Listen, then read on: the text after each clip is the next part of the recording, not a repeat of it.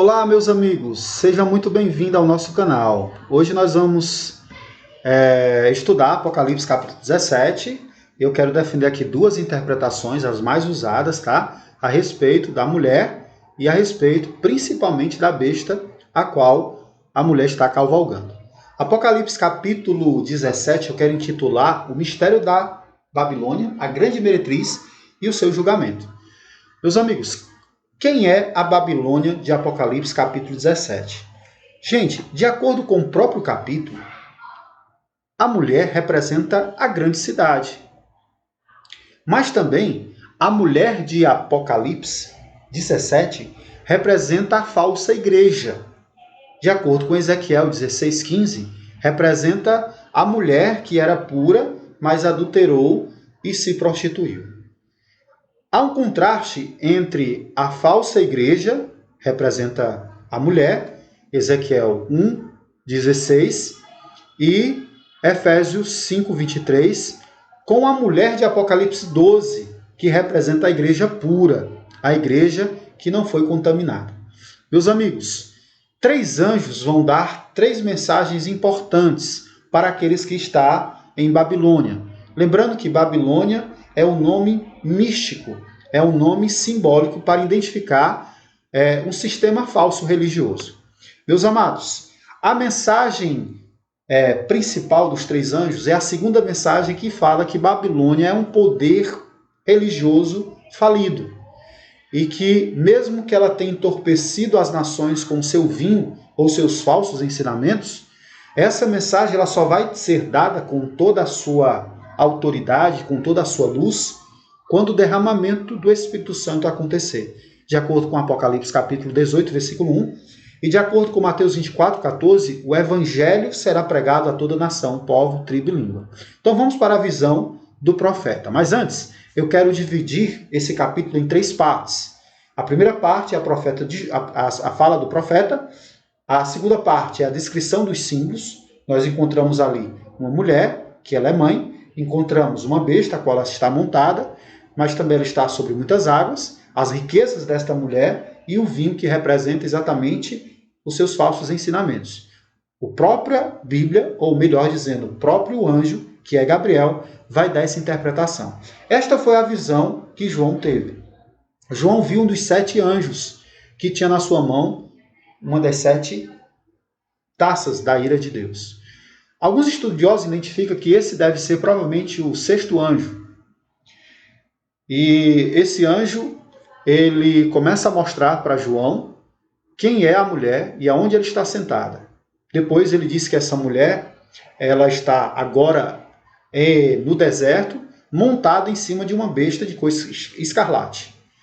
E ele começa a dar a característica da mulher, que ela estava vestida de púrpura, escarlate, isso são cores das realezas, adornadas com joias, pedras preciosas, e ela tinha um cálice, e nesse cálice tinha o sangue daquelas a qual ela havia matado. Então é uma igreja, além de prostituta, mas é uma igreja assassina. É uma igreja ou um sistema assassino. Amigos, vamos para a interpretação. O grande julgamento da meretriz. Esse é o assunto principal. Então, a sentença é, primeiro, Babilônia é um poder caído. Porém, a mensagem do 4º anjo, Apocalipse 18, e a mensagem do 2º anjo, Apocalipse 14, é que há um grupo de pessoas fiéis em Babilônia. Esse grupo pode se salvar, mas a sentença de Babilônia já está decidida. Podemos fazer um resumo? Perfeito. Está sentado sobre muitas águas. Se prostituiu com reis da terra. Embebedou os habitantes da terra. Estava num deserto. Montava numa besta de cor escarlate. Vestida de púrpura, ouro e pérolas. Na fronte estava escrito o nome Babilônia, a grande mãe. Embriagada com o sangue dos santos. E também é uma grande cidade. Primeiro ponto. Ela está sentada sobre muitas águas. Quando você começa a ir para o próprio capítulo 17, a Bíblia mesmo te dá a interpretação. O que são as águas que a mulher está sentada? A mulher representa a grande cidade. No final de Apocalipse 17, o último versículo, o versículo 18, diz que a mulher que viste é uma grande cidade. Agora, o que seriam as águas que ela está sentada? Versículo 1 de Apocalipse 17. A resposta está no versículo 15. O versículo 15 diz que As águas que vistes onde a meretriz está sentada são povos, multidões, nações e línguas. Perfeito. Nós já temos aí exatamente a localização aonde a mulher está sentada, e nós temos a mulher. A mulher é uma cidade. Qual é a cidade que representa exatamente esta mulher? Qual é a igreja que tem um domínio sobre os reis da terra? Qual é a igreja que impõe os seus devidos feriados em qualquer nação ou na maioria das nações? Queridos, esta é a igreja de Roma. A mulher representa a igreja de Roma, mas também a mulher representa um falso sistema religioso. Preste atenção. Na Idade Média, houve a venda de indulgências. A Bíblia diz que os mercadores da terra se enriqueceram à custa da sua luxúria. Qualquer pessoa que se levantasse contra essa mulher era condenado exatamente à fogueira. Foi o tempo das Inquisições. A Igreja de Roma teve um período na história onde ela tirava reis e colocava rei. Tirava imperadores e colocava imperadores.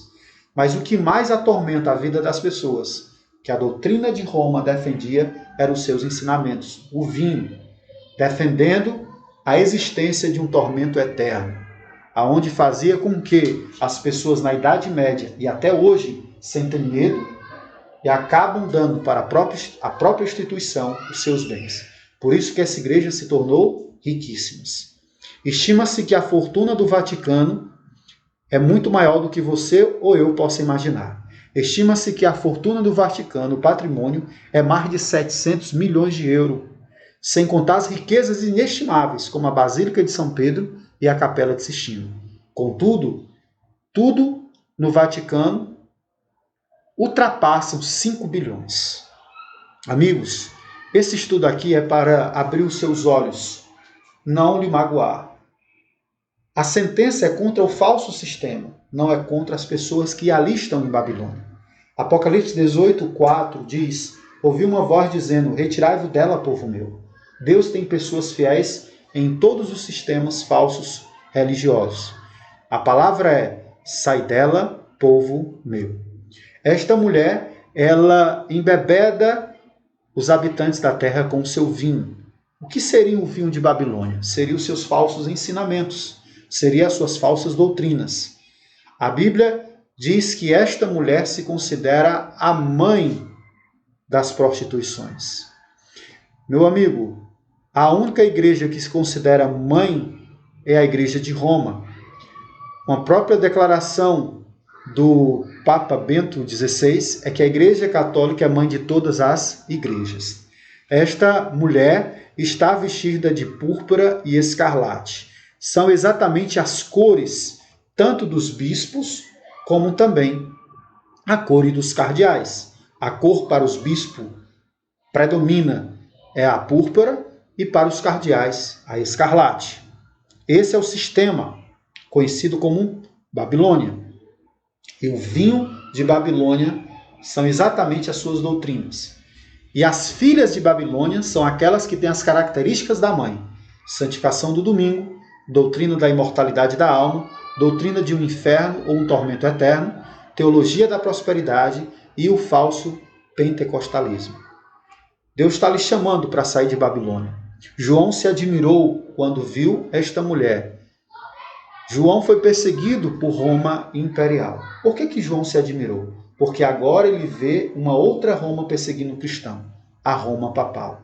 Cristão matando cristão. E esses são os instrumentos, na Idade Média, na Inquisição, de tortura da Igreja de Roma. Meus amigos, o anjo Gabriel nos dá a explicação da besta a qual a mulher está montada. Temos aqui duas interpretações.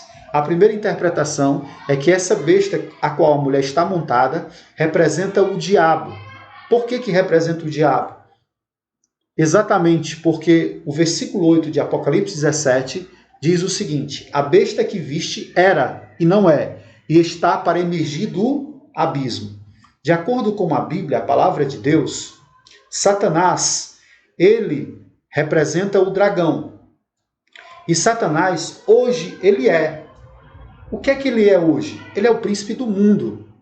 Ele que manda nos governos mundiais. Ele que está por trás das misérias, ele que está por trás das doenças, ele que está por trás das destruições, das desigualdades sociais. Mas você pode dizer, mas Jesus não morreu para que todo mundo que nele cresce tenha vida eterna? De fato, quando Jesus morreu na cruz, ele mostrou que tem o direito de governar, mas ainda não tem a posse. A posse está sobre esse anjo mau.